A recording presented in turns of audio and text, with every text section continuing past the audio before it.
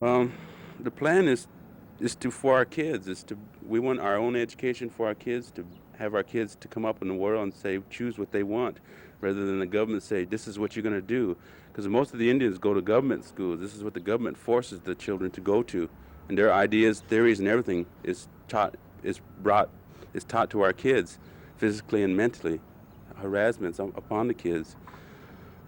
And so we hope to get our own schools or everything so we can run it for once and say, well, we want to teach our own kids, which have been neglected all these years.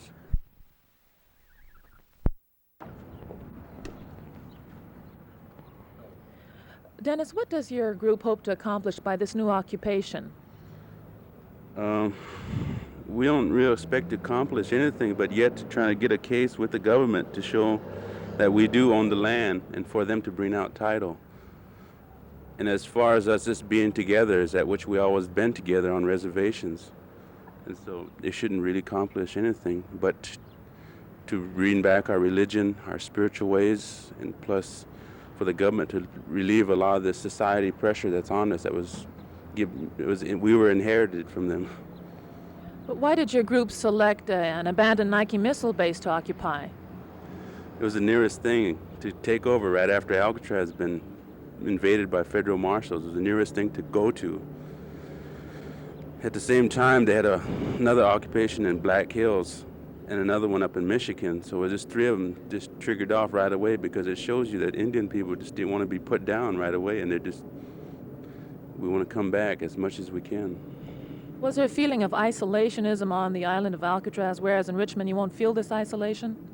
Yes, there real is isolation out there for a while. A lot of boats wouldn't even come by. It was just being lonely out there for a long time because of the water being rough a lot of times, and a lot of times we couldn't get water out there.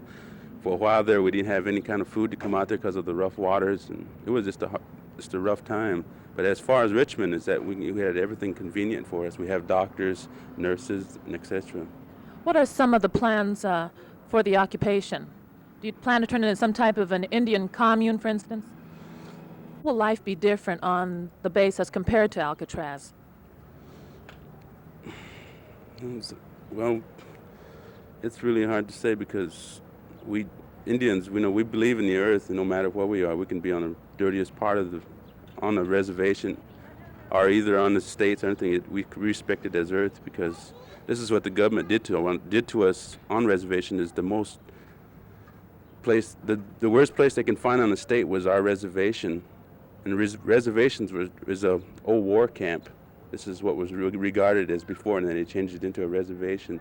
So after 300 years of existence of the white people that came here, is that we're still living in war camps and being taught and educated by them. Okay, now stay just like you are. Dennis, why did the Indians select an abandoned Nike missile base for their new occupation? What does your group hope to accomplish by the occupation of the Nike missile base?